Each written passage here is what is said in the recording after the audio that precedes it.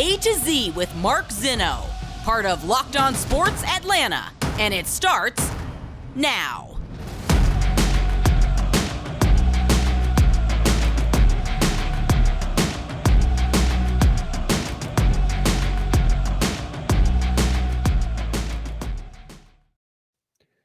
Good afternoon. Welcome to A to Z here on Locked On Sports Atlanta, where today I tell you it's only one thing at a time. Welcome in. We are live here on this Friday, back in the saddle here in the cozy confines of my studio right here in Atlanta, or at least Cobb County, close enough to Atlanta. But welcome in. Happy Friday, everybody. Make sure you give me a follow on Twitter at Mark Zinno. Of course, follow the entire network at Locked On ATL. We got a lot to get to today, including some Braves news and notes as we approach the trade deadline, and some more NFL chicanery surrounding Kyler Murray. We'll get to all that coming up here on the show. Wanted to start today by reminding you that this segment is brought to you by our friends at BetOnline.net, but also wanted to start today with the Atlanta Falcons because training camp is up and coming. And oh, by the way, if you're going out to training camp on Saturday, that's tomorrow, July 30th, I'll be out there. So make sure you guys stop by and say hello. If you see me, give me a wave. I'll be broadcasting live from there as well. So beyond that, we're getting into now day 3 of training camp today. And while nothing too interesting has happened on the field, what was interesting is what happened off the field as Kyle Smith, who is the Falcons vice president of, let me get the exact title here, vice president of player personnel. And he is now, I guess, Terry Fontenot's right-hand man, his top lieutenant, right? And he is part of the guy who is, I guess, in charge of roster construction. He met with the media yesterday and began to answer questions about the Falcons and where they are and where they're going and their draft philosophy and how you put things together and this, that, and the other. And, you know, I think you can always look at these comments in a variety of different ways. You know, obviously they're going to be very guarded comments. They're going to be comments that aren't going to give away a lot about a process or a way they do business or anything like that, right? Like that's not what these guys want to do. They want to keep all this stuff close to the vest or as close to the vest as possible and hope that when push comes to shove, everything that they do works out in their favor. Now, that said, there were a couple of interesting takeaways from Kyle Smith because he oversaw some pretty big quarterback transition when he was with the then Washington Redskins, then Washington football team, now Washington Commanders. You know, he was there for Robert Griffin. He was there for Kirk Cousins. And then he was there for Alex Smith. And so when you go through quarterbacks at that rate and you have a measure of success with them, obviously it says that they're good quarterbacks, but it also says that, you know, you're able to manage the situation around you from a roster standpoint. Now, the transition here in Atlanta is much, much different. You could argue that Kirk Cousins was better than Robert Griffin III. You can argue that Alex Smith was better than Kirk Cousins.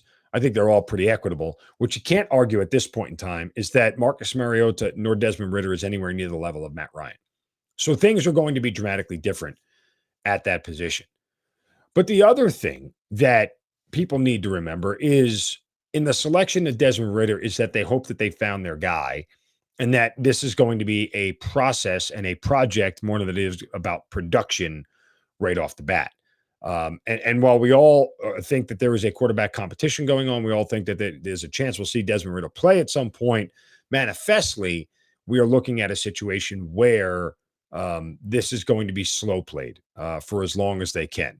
And as long as Mariota isn't stinking up the joint, he's probably going to take the majority of the snaps and not lose his job. He's going to have to play bad enough to lose his job as opposed to let's just put Desmond Ridder in there and see what happens kind of deal. Now, there is another part of their drafting philosophy that we heard from Kyle Smith yesterday that is both troubling and reassuring at the same time. I'll tell you what that is in a moment. First, a word from our friends at BetOnline.net, the fastest and easiest way to check in on all your betting needs. Find your favorite sports and events and at the number one online source for odds, lines, and games. That's BetOnline.net. Find reviews of every league. Find news about Major League Baseball, NFL, NBA, NHL, combat sports, esports, even golf. It's all there on BetOnline. They continue to be the top online resource for all of your sports wagering information. From live in-game betting, scores, and podcasts, they've got you covered. Head to BetOnline today or use your mobile device to learn more about the action that's happening today. BetOnline, where the game starts. Now, let's get back to Kyle Smith again with the Falcons. One of the things that he did in Washington that was really significant, and part of the reason why I believe that he is here is because of what he did with Washington's defensive front and their defensive line. 2 years ago, they were one of the top defensive lines in the league. Remember Chase Young, Montez Sweat, the whole variety. That team was like full of sacks everywhere. And there is a sense about the trenches in Atlanta and how bad we've been over the years, and how bad we've been overall, that it's a tough pill to swallow to watch them bring in a guy who was so instrumental in rebuilding a defensive line and rebuilding an offensive line in Washington that made them successful and helped them win a division, to coming into Atlanta and watching them take a tight end and a wide receiver in the first round of their drafts. Now, overall, holistically, I don't mind the idea of best player available. I never have. I covered a team in Baltimore and the Ravens who lived and swore by best player available, and it worked out really well for them. You rarely, almost ever saw them reach, and the only time they ever did, honestly, was for wide receiver, and they're still reaching for one. See the Hollywood Brown pick. So anyway, but you rarely ever saw them make that mistake. They were calculated. They were smart. They looked deep into the draft, found value deep into the draft, and that's one of the teams that you want to model when it comes to your drafting philosophy. So I think best player available is good, but at some point in time, this organization is going to have to invest in the draft capital for some high-level defensive and offensive line players. Now, they have one in Jake Matthews. I don't think anybody's going to debate that, but is that enough?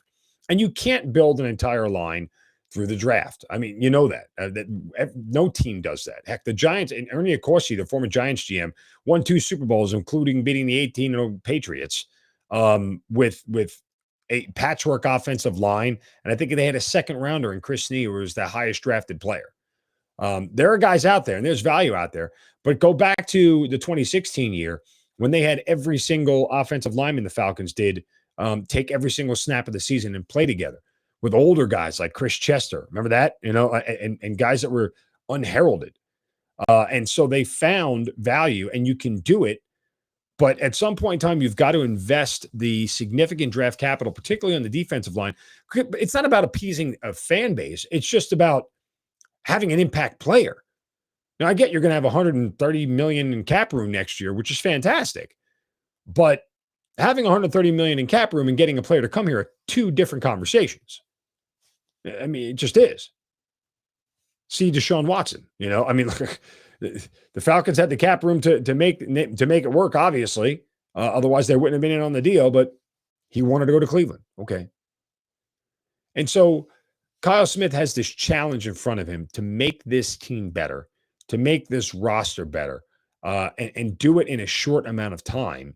And while I think people understand generally rebuilds are hard, and you have to get the quarterback right first, it would be a huge relief for the Falcons and Falcons fans to finally see an offensive line player or a defensive line player be an all-pro and be somebody that is going to, be here for a very long time and help be the foundational piece of this team getting back to where it is. And I'll say one more thing, and I'll remind fans of this, that the Falcons are in year 0 of the rebuild. This is not year 1. Last year wasn't year 1. This is year 0, as in this year doesn't even count. Year 1 of the rebuild starts this offseason heading into next year. Why?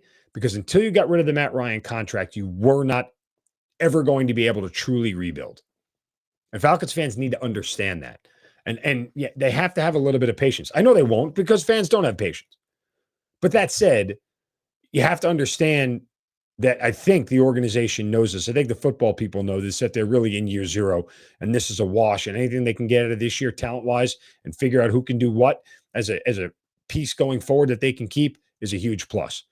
But what happens this year, it doesn't even count towards the rebuild.